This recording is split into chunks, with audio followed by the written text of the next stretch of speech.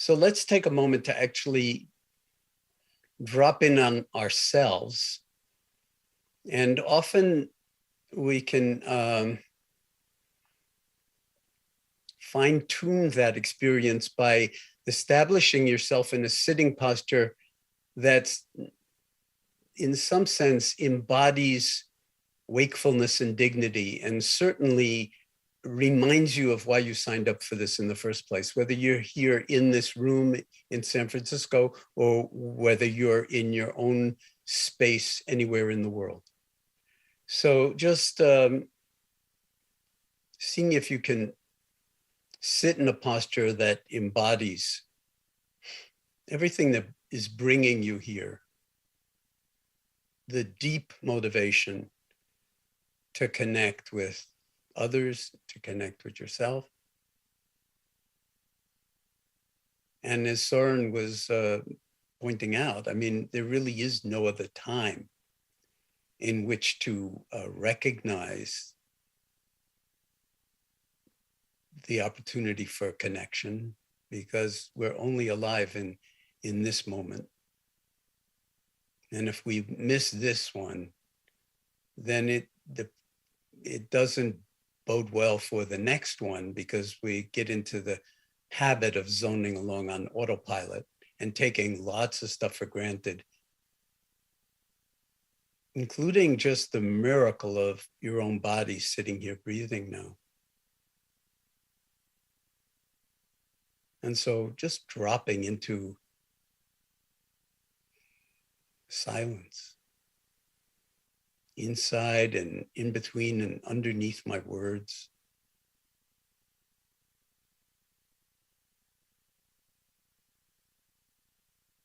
And just putting out the welcome mat for the entire universe of sensations in the body as you're sitting here. Contact of the legs with the seat of the chair, and perhaps with the back of the chair if you're leaning back. I encourage you not to lean back on those chairs, but in some sense be more self-supporting, so that the spine elevates out of the pelvis and the head is carried on the neck and shoulders in such a way that it really is to some degree autonomous.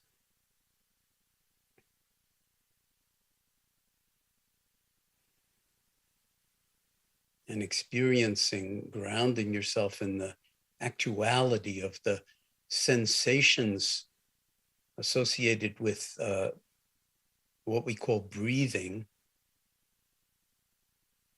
where we're actually drinking in the air around the body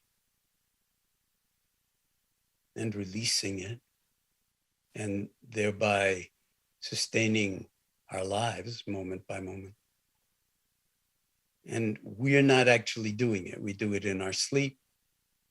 So when we say, I'm breathing, there's a little bit of a problem with that statement, because we don't know who the I is that's claiming to be breathing, when it's obvious that if it were up to you to be breathing, given how, among other things, how distracted you are,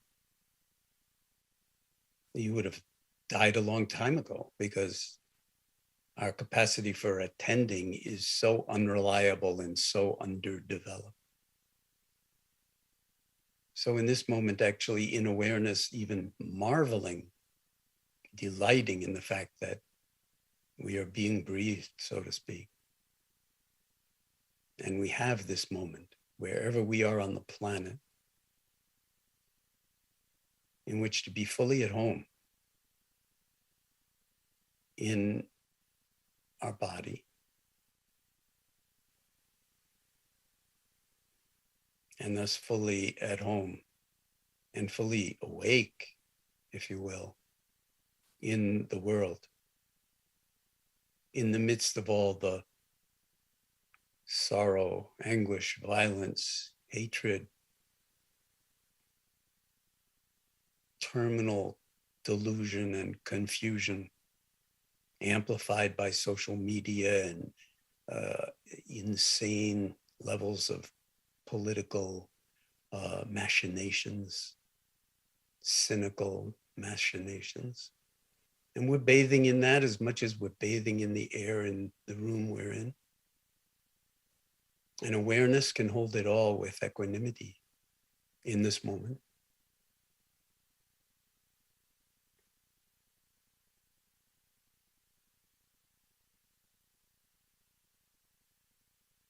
So the gesture of mindfulness, of meditative awareness, is really not passive by any stretch of the imagination. Although from the outside, it looks like there's nothing much happening.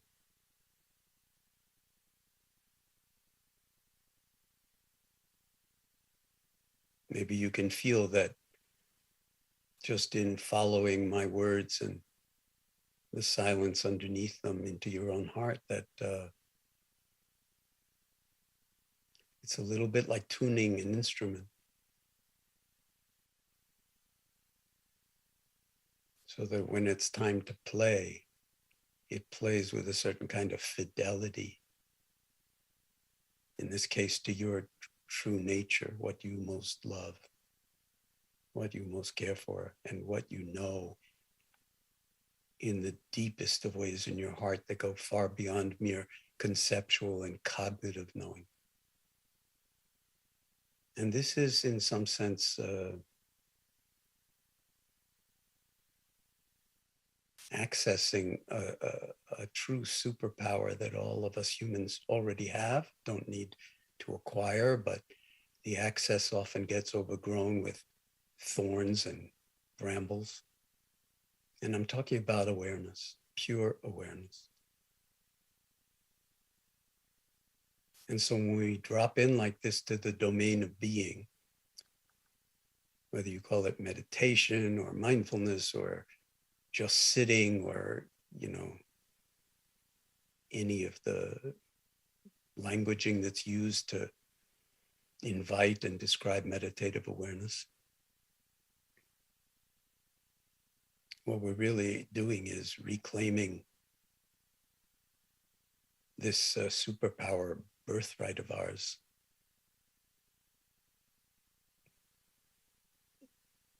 And I'm using the word superpower by, inspired by Greta Thunberg, who uses that term to describe her own challenges with autism spectrum.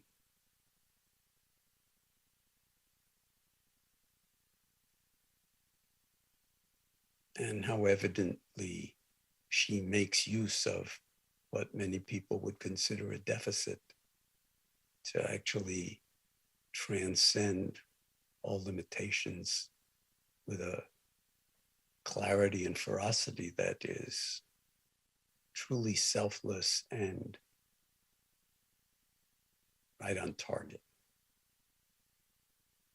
And she would be the first to say she's no different from any of us in any fundamental way. So maybe by breathing in, we can actually inspire on the in-breath, the inspiration before the expiration, inspire ourselves to tap into what's deepest and best and most beautiful and most creative and most imaginative and most embodied in ourselves. And I'm guessing that your motivation to show up either digitally or in the room itself at this Wisdom 2.0 conference is a kind of signature of a certain kind of love that you have, or an intuition of a love that might be possible and embodied and enacted when we can, in fact, take up residency in our own awareness as the kind of default mode of the flourishing of our humanness in the only moment we ever have, which is called this one. So a lot of words, but the invitation here is to drop in to where the words are pointing in your own heart, in your own bones, in your own flesh.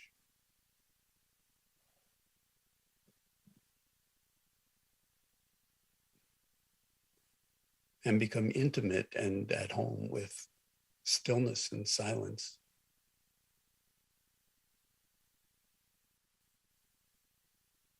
With what I often call the domain of being.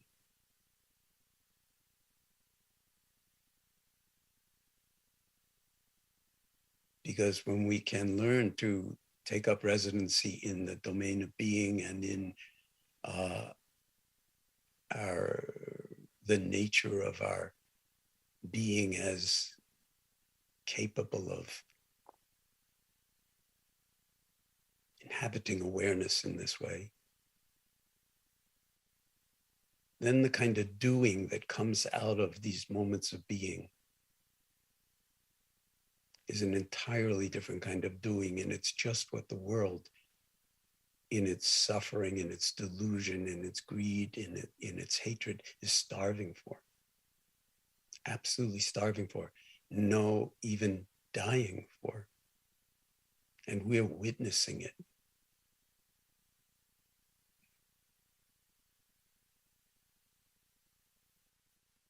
Writ large and horrific in Ukraine, but also in so many other domains in our own worlds and in our own countries and in our own hearts even. Because we too, when you come right down to it, unless we train the mind in some way to become more transparent to these forces, are also subject to self-centeredness, to believing that we're special and othering others that don't look or talk or have the same values that we might have, which is itself a form of violence, aggression. And when we learn to let our doing come out of this domain of open-hearted heartfulness, mindfulness, awareness, it's an entirely different doing when it comes out of being in this way. And it's exactly what the world is starving for in this moment. So, now in awareness, anchored in the envelope of the skin and the body, sitting here, or standing, or lying down, or whatever posture you happen to be in. And befriending wakefulness, stillness, silence.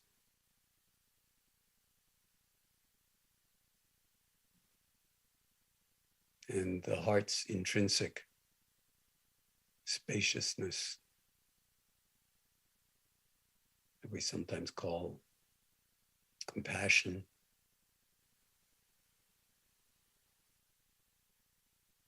A kind of impulse to connect with others, that especially who are suffering in a particular moment, which is where any kindness that actually ever emerges in our lives is coming from. If you become aware of those impulses, they're everywhere.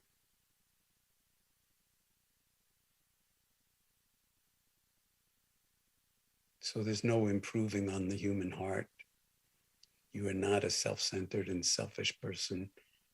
But if you believe certain narratives that move through your mind, of course, then you may actually fall into those kind of ruts, habits that are really habits of somnambulance and unconsciousness and semi-automatic kind of zoning along on autopilot, reacting to stressful conditions rather than responding mindfully.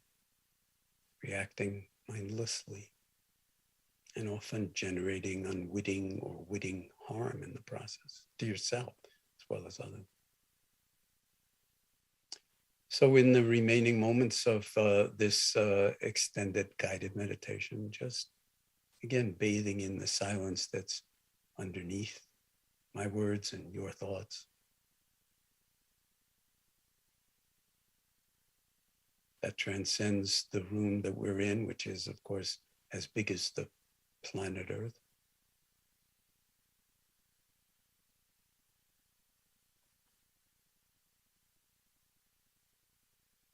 And noticing how easily we can get caught up in thoughts, in the thought stream. And when you notice that your mind is no longer in your body or with your breathing or just resting in the boundless spaciousness of awareness itself, that noticing is also part of the awareness function. So you're already back. And you don't have to blame yourself or criticize yourself or push anything away or pursue anything. It's all at your disposal right in this moment, without becoming imprisoned by our own emotional reactivity and endless thought streams and attachment to those naughty personal pronouns, I, me, and mine, or us and them for that matter. And awareness can liberate us from that, just like when a finger touches a soap bubble, it self-liberates, it just goes poof. That's how the vulnerable our attachment to our thoughts and emotions really is. It's like virtually empty of any essential validity.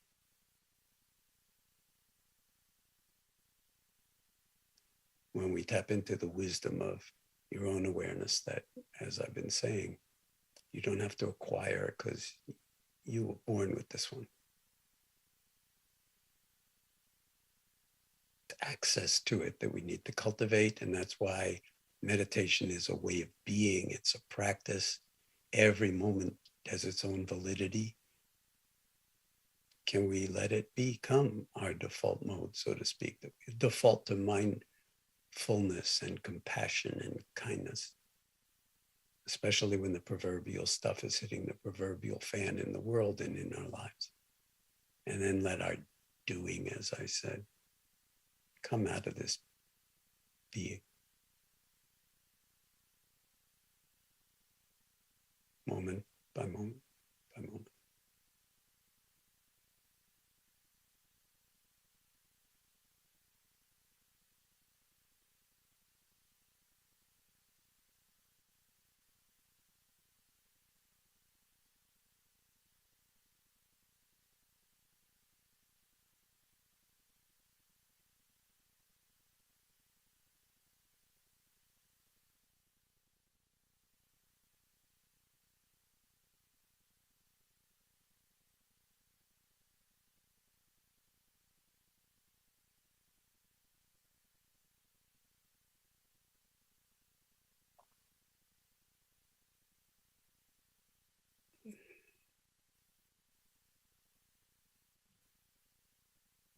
Now, when you're ready, I would invite you to, if your eyes have been closed, as I see many of your eyes have been closed, but you don't need to meditate formally with your eyes closed. But when you care to, mindfully becoming aware of your eyes opening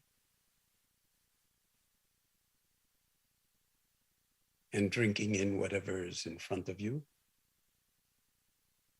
and feeling even whatever's behind you and on either side of you without even turning your head or moving your eyes.